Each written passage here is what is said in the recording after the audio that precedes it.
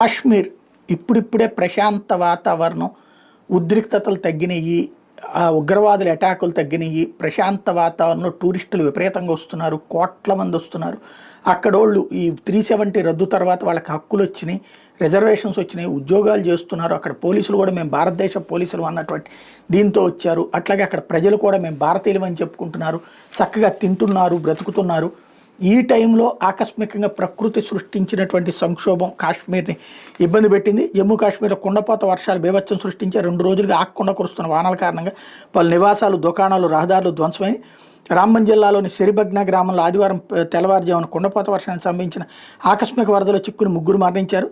ధరంకుండ్ గ్రామంలో మెరుపు వరదలకు దాదాపు 40 ఇళ్లు ధ్వంసమైనాయి. సుమారు 100 మందిని పోలీసులు రక్షించినట్టు అధికారులు చెప్పారు. మెరుపు వరదల కారణంగా అనేక వాహనాలు కొట్టుకుపోయాయన్నారు. జమ్మూ శ్రీనగర్ జాతీయ రహదారి వెంట నాస్రీ బనిహాట్ల మధ్యన 12 చోట్ల కొండచేరి